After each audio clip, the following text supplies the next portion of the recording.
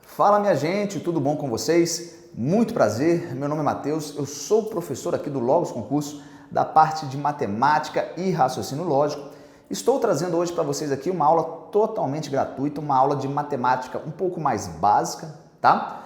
Que é sobre o quê? É sobre conjuntos. Mas antes, vou pedir daquele detalhe que todo mundo sempre pede, que é o quê? Se inscreve no canal, tá? Se você é concurseiro, se você é estudante, se inscreve no canal porque com certeza tem muito vídeo bacana aqui para você, tá? Se você tem dificuldade só em matemática, se inscreve porque vai ter muito vídeo de matemática.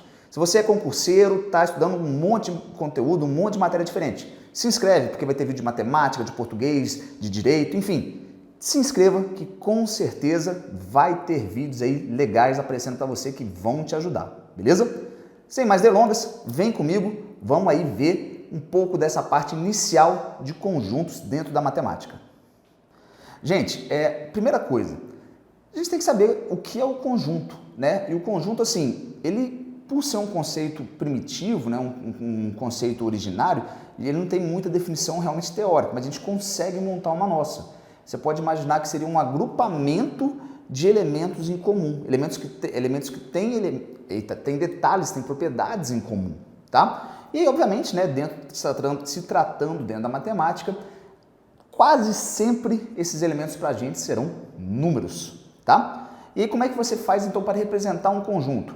Tem três maneiras principais, tá? A primeira, mais direta, tá? Que é o quê? Você coloca uma letra maiúscula, por exemplo, a letra A, sinalzinho de igual, abre as chaves e coloca aqui dentro os seus elementos, né? Por exemplo, 1, 2, 3... 4, 5, um exemplozinho, tá?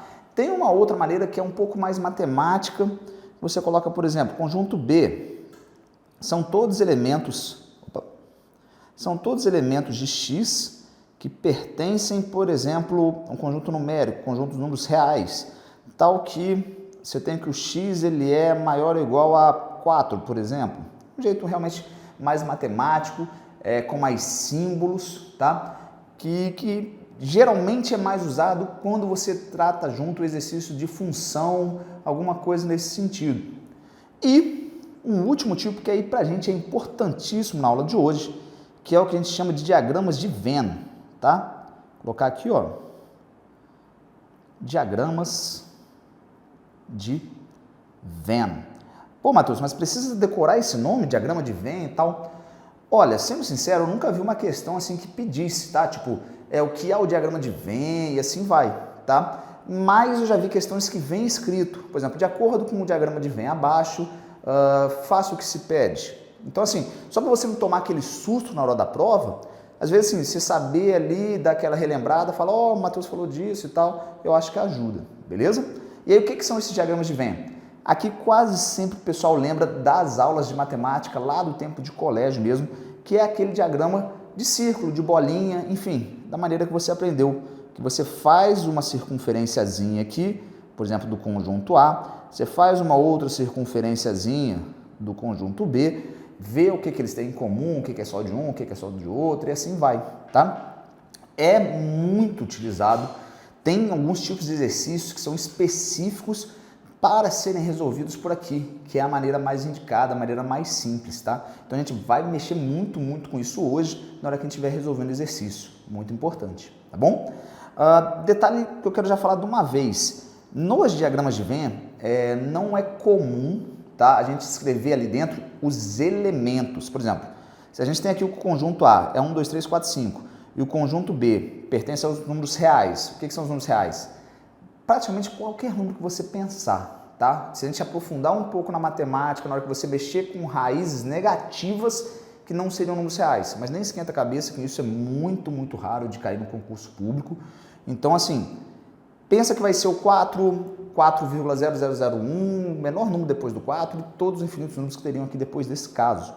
E aí aqui você poderia escrever, por exemplo, o 1, o 2, o 3, que seriam exclusivos do nosso A, e aqui no B você já teria o 4 e o 5 que estariam em comum, e todos os números depois do B aqui também entrariam. Por exemplo, o 6, o 7, o 8, 9 e assim vai, só que não dá nem para escrever todos, porque realmente entrariam vários números com vírgula aqui ao se tratar dos números reais.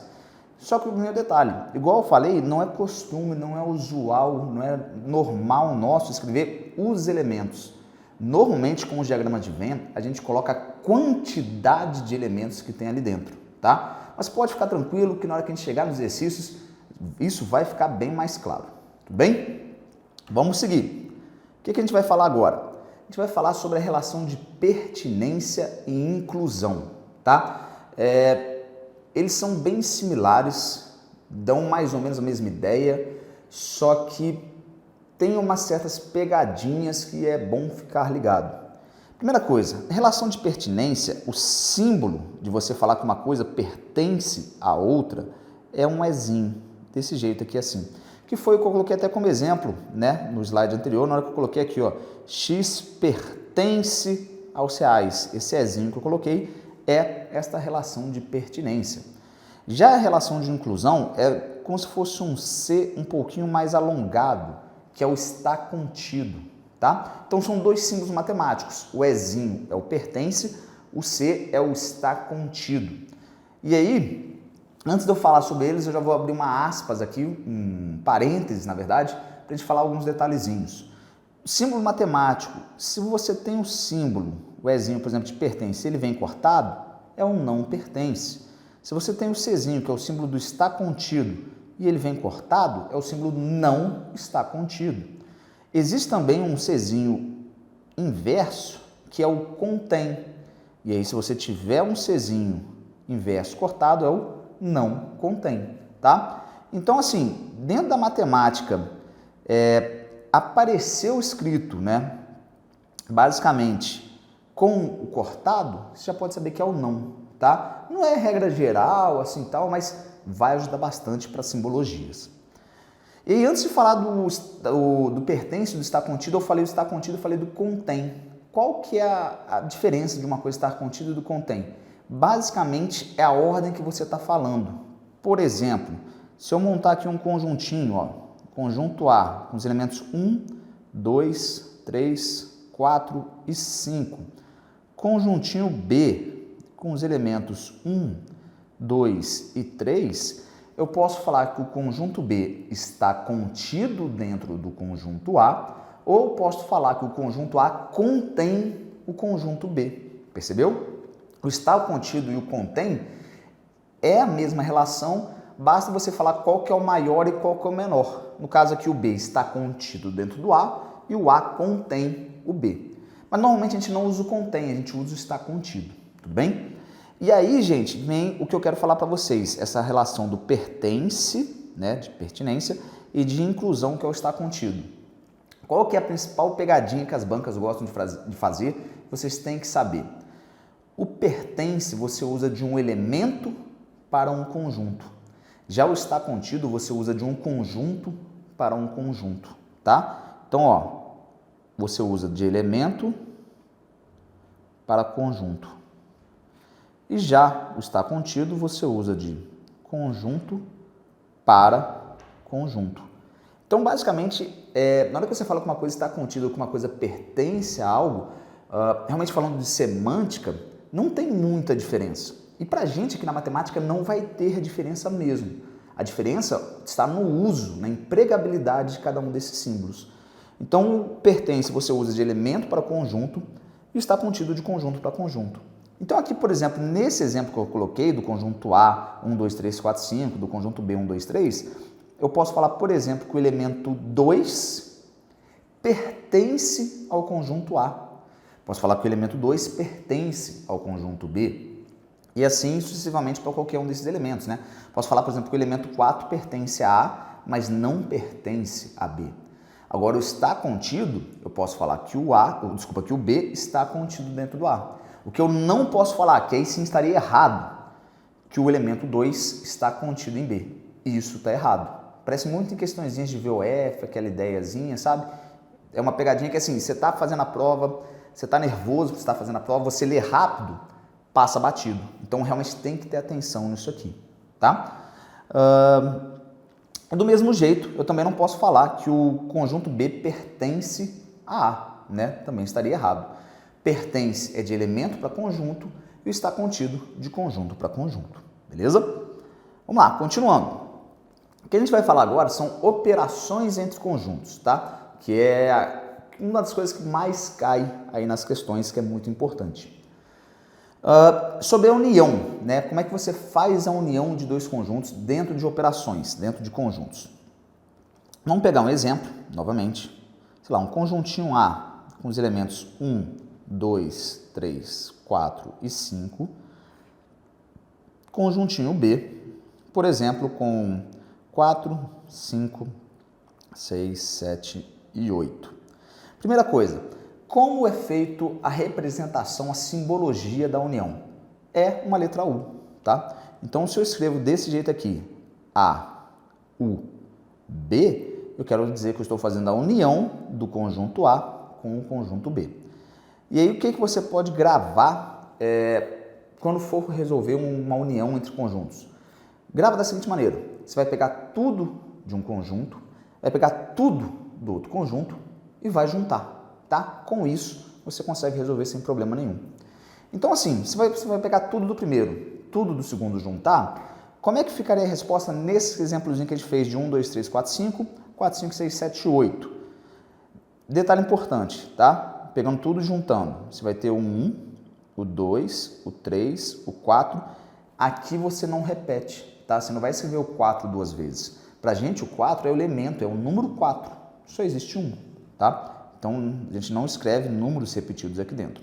O 5, o 6, o 7 e o 8. Então, ficaria isso aqui, A união com B. E já pode ter um detalhezinho que é legal para a gente pensar. Se na união eu pego tudo de um, tudo do outro e junto, se eu mudar a ordem, mudaria algo? Né? Em vez de fazer A união com B, se eu fizesse B união com A, não vai mudar nada. Concorda comigo? Que vai dar o mesmo resultado? Então, para a gente, na união, a ordem não importa, tá? Se você alterar ali a sequência, dá o mesmo resultado. E aí, se você fosse fazer por diagramas de Venn, né? Você teria aqui seu conjuntinho A, teria aqui seu conjuntinho B, e se você fosse, sei lá, por exemplo, colorir a parte que vai resultar, você pega todos os elementos que tem no A, e junta com todos os elementos que tem no B. Então, basicamente, ficaria o seu desenho quase todo colorido aí mesmo, não é verdade? Vamos lá, união é isso, não tem muito mistério. Geralmente, né, o pessoal que dá aula acaba lembrando do tempo de colégio, é dentro das operações talvez a mais simplesinha, tá? Vamos seguir. Então, gente, agora a nossa próxima operação é interseção, tá? Geralmente o pessoal lembra bastante da interseção também, mas antes de tudo, já vamos colocar aqui nossos exemplos, vamos manter os mesmos exemplos que a gente estava utilizando aí. Conjuntinho A com os elementos 1, 2, 3, 4 e 5, e um conjuntinho B com os elementos 4, 5, 6, 7 e 8, tá? Algo que eu já quero falar com vocês de uma vez. Normalmente, o pessoal gosta de gravar assim, que a interseção é o contrário da união, é o oposto da união e tudo mais. Se te ajudar a gravar, é até bom, tá? Não vou falar que é ruim não, é algo que te ajuda a gravar a matéria, é óbvio que é válido.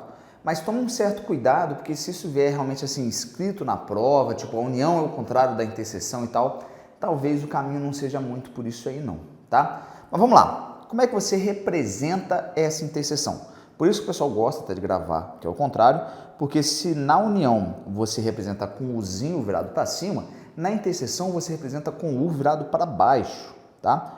Então, nesse caso, a gente estaria fazendo aqui A interseção com B. E se na união você pega tudo de um conjunto e junta com tudo do outro, na interseção não. Na interseção você vai pegar somente o que é comum aos dois conjuntos, somente o que tiver igual nesses dois conjuntos. Então, o que está igual entre o A e o B? Somente os elementos 4 e 5. Então, nesse caso, ficaria aqui a nossa resposta 4 e 5. Se você fosse resolver por diagramas de Venn, né, teria aqui o seu conjuntinho A, teria aqui seu conjuntinho B, E aí, se você fosse colorir, você ia colorir somente realmente aquela meiuca, essa parte aqui que faz parte tanto do conjunto A quanto do conjunto B. Isso que seria a interseção do A com o B, tá? E agora, a gente vai abrir um parênteses, porque tem muitos detalhezinhos, muitos conceitos que a gente tem que trabalhar, já pegando o gancho dessa parte de interseção, tá? Então, vou até separar aqui. Primeira coisa que a gente tem que entender, tem um conjuntinho chamado vazio, tá? Existe um tipo de conjunto, que é o conjunto vazio, e aí como é que ele é representado? Por exemplo, você colocou as chaves aqui e colocou um zero aqui no meio. Não, tá? Isso aqui não é o conjunto vazio. Cuidado com esse tipo de pegadinha. Isso aqui que eu acabei de escrever é um conjunto unitário, tem somente um elemento e esse elemento é o número zero, tá? Então, cuidado com isso. Como é que você realmente vai representar o vazio? Deixa eu pegar aqui a borracha, deixa eu apagar. Vamos voltar. Você pode representar o vazio com essas chaves aqui abertas, sem nada dentro, ou você pode representar ainda com um zero cortado. É uma outra representação válida do vazio, tá? Pode aparecer dos dois jeitos aí na hora da prova, pode ser só a chave, só o zero cortado. Na minha experiência, normalmente eu vejo mais vezes o zero cortado, ele aparece mais, né? As bancas acabam optando por utilizar ele um pouco mais, mas pode ser representado também com essa chave sem nada. E aí a primeira coisa que você vai pegar, o vazio, ele é nada, nada mesmo, é menos que o zero pra gente, é como se fosse nada, nada, nada, nada, nada, tudo bem? E aí já vem um detalhe, o vazio, ele está contido dentro de qualquer conjunto. Isso é importante para a gente. O vazio faz parte de qualquer conjunto. Então, o vazio, por exemplo, está dentro desse conjunto A, o vazio está dentro desse conjunto B e todos os outros que você pegar. Isso é observação assim, que se você tem uma apostila, se você está, sei lá, anotando no caderno alguns detalhes importantes dessa aula, isso aqui é um detalhe mega, mega importante mesmo. O vazio está contido dentro de qualquer conjunto. Você tem que saber disso. E olha o detalhe na frase que eu empreguei, que eu utilizei. O vazio está contido dentro de qualquer conjunto. Porque o vazio ele é um conjunto. Não é o vazio pertence a qualquer conjunto. O vazio está contido dentro de qualquer conjunto. Isso aqui é importante pra gente. Agora um outro detalhezinho. Por exemplo, se eu pegar um terceiro conjunto aqui, conjunto C, e colocar só os elementos 6, 7 e 8.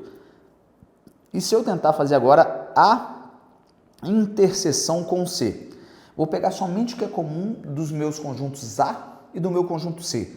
O que tem em comum aqui entre o A e o C? Nada, concorda comigo? O A tem o 1, 2, 3, 4, 5, o C tem o 6, 7 e 8. Então assim, daí vem um detalhe que eu falei, o vazio está contido dentro de todos quanto é conjuntos. Então, a interseção você pode, nesse caso, falar que é o vazio. Mas seria a única maneira de responder isso? Não. Pode vir escrito também que não existe a interseção. Também está correto. Não é nem sinônimo, é a mesma coisa. Você falar que a interseção é o vazio ou você falar que a interseção não existe é literalmente a mesma coisa. Por aí você já consegue ter uma ideia que o vazio é nada, nada mesmo, tá? E aí já vem mais um conceito, tá? Que é também importante saber. Nesse caso, por exemplo, do A e do C, que não tem nenhum elemento em comum, a gente pode falar que eles são conjuntos disjuntos, tá? Caso apareça escrito para você alguma vez aí, você já sabe o que é. Conjuntos disjuntos são conjuntos que não possuem nenhum elemento em comum, que no caso aqui, por exemplo, do nosso A e do nosso C. Tudo bem? Vamos lá, seguindo. A gente vai falar agora da diferença entre conjuntos. Na verdade, deixa eu voltar aqui rapidinho. Percebe que na união, lembra que eu falei de mudar a ordem, né? Fazer A união com B, B união com A não mudava? Pensa agora na interseção. Se na interseção a gente pega somente o que é comum entre os dois, se eu fizer, por exemplo, igual eu fiz, A interseção com B, se eu fizer B interseção com A, também não vai mudar meu resultado, né? Estou pegando somente o que está comum entre um conjunto e o outro, acaba que não muda. Então, para a gente, na interseção também, a ordem não interfere. Você pode mudar, que não tem problema nenhum. Já na diferença, a diferença já é algo que geralmente, né, o pessoal que eu dou aula, eu percebo que não lembra muito. A união e interseção, muita gente lembra no tempo de colégio, já a diferença não, tá? Então vamos novamente para os nossos exemplos. Conjuntinho A, 1, 2, 3, 4 e 5.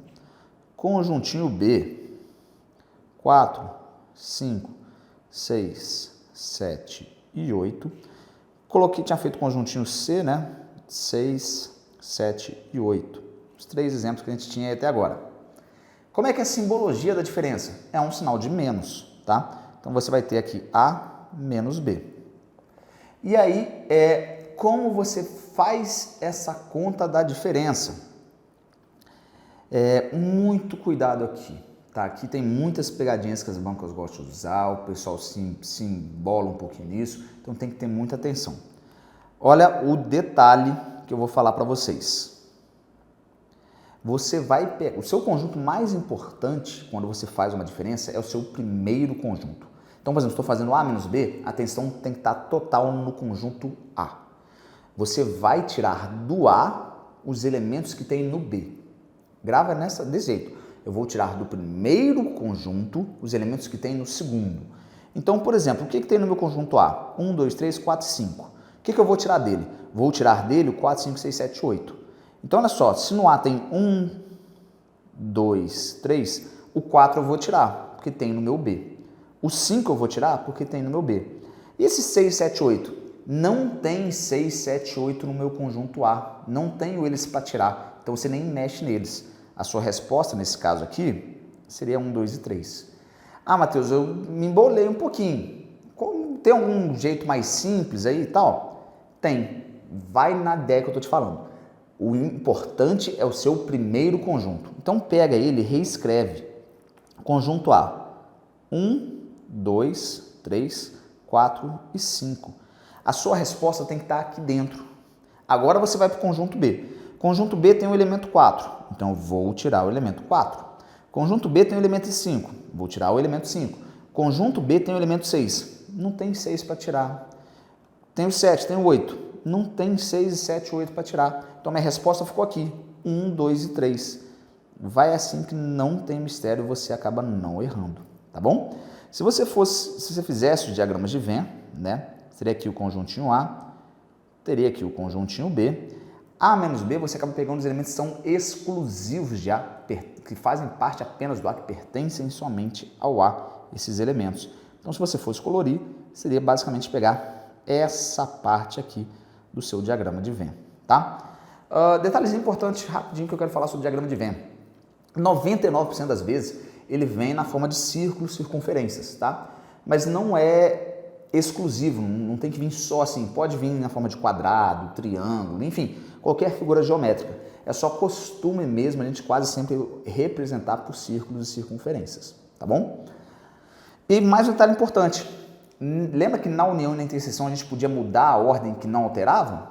Experimenta mudar a ordem na diferença. Por exemplo, se eu fizer B menos A, olha lá, B menos A, vou tirar de B os elementos que tem no meu A, ou seja, minha resposta tem que estar dentro do B, ou seja, 4, 5, 6, 7 e 8, minha resposta tem que estar aqui dentro. E se eu vou tirar os elementos do A, o que vai sair? 1, 2 e 3. Não tem 1, 2 e 3 para tirar. 4 e 5. Saiu 4, saiu 5. Minha resposta, então, ficou 6, 7 e 8. Né? Por diagramas de Venn, teria aqui o conjunto A, aqui o conjunto B. Nesse caso, pegando elementos que são exclusivos do nosso B. Então, na diferença, se você altera a ordem, você muda completamente a sua resposta, tá? Então, muito cuidado com isso aí. Deixa eu deixar separado aqui. Por exemplo, se eu pegasse alguma outra continha, se eu fizesse aqui, vamos pegar um exemplo. Vamos fazer C menos A. C menos A. Como é que ficaria isso aqui? Vou tirar de C os elementos que tem no meu A. O meu C é o 6, o 7 e o 8. O que eu vou tirar desse meu 6, 7, 8? Não vou tirar nada. Percebe ali que não tem nenhum elemento do A que tem no C, não tem como fazer, não tenho o que tirar, na verdade, então minha resposta dá o próprio 6, 7, 8, que é o meu próprio conjuntinho C. Se eu fosse fazer, vamos pegar aqui, deixa eu apagar aqui esse comecinho, fazer um outro exemplo. Apagando aqui. Apaguei. Vamos lá. Se eu fosse agora realizar esta continha aqui.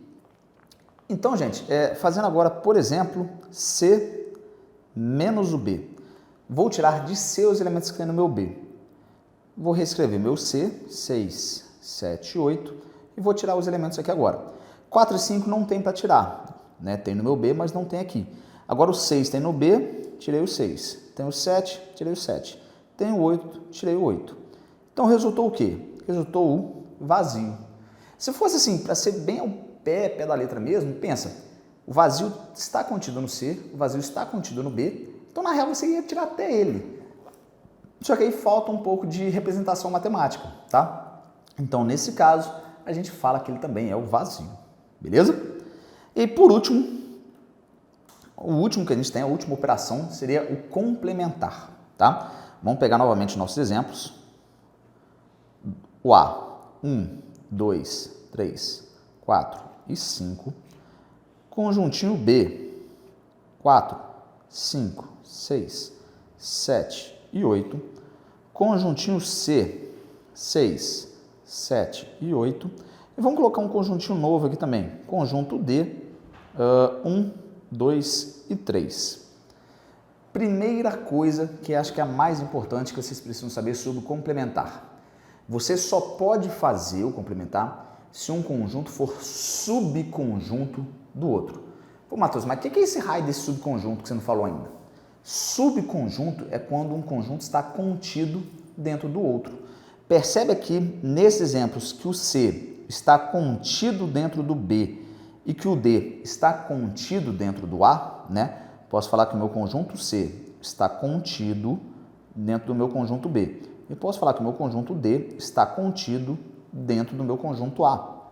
Você só pode fazer se for esses casos, tá? De um conjunto estar contido dentro do outro, ou, aí já vem mais um conceito para vocês saberem, um conjunto for subconjunto do outro, ou seja, todos os elementos dele também pertencerem a um outro conjunto maior. E vem mais um detalhe, observaçãozinha que de vez em quando as bancas gostam de cobrar. Todo conjunto é subconjunto de si próprio, tá? Então é mais um detalhezinho aí que às vezes pode vir numa questão de VOF, alguma coisa assim, que eu acho legal falar. Então vamos lá. Como que é essa representação, então, do complementar? Tem algumas representações diferentes, tá? Para ser sincero, mas a mais usual, a mais comum, é você realmente montar um Czinho maior de complementar. E aí, a ordem como você escreve é importante, o que vai aparecer em cima e o que vai aparecer embaixo dele. Por exemplo, eu posso fazer o complementar de C em relação ao B, tá? Subconjunto primeiro, conjunto maior depois. Complementar de C em relação a B. Pode gravar o seguinte, é o que falta completar no C para ele ficar igual ao meu B. O que falta completar no C para ele ficar igual ao B? Falta o meu 4 e 5. Seria a nossa resposta aí, tá? Não tem como eu fazer complementar de B em relação a C. É sempre do subconjunto para o conjunto maior. E se você pegou bem a diferença, tem uma outra maneira de você chegar nesse mesmo resultado. O que você pode fazer? Mudar a ordem e fazer uma diferença. Por exemplo, se eu faço complementar de C em relação a B, vou mudar a ordem, posso colocar o B depois o meu C e fazer a diferença. B menos o C. B menos o C vai me resultar o quê? Reescreve o conjunto B inteiro, 6, 7 e 8, e agora retiro os elementos. Vou retirar os elementos que tem no C. Vou retirar o 6, retirar o 7, retirar o 8. O que sobrou? O 4 e o 5, tá?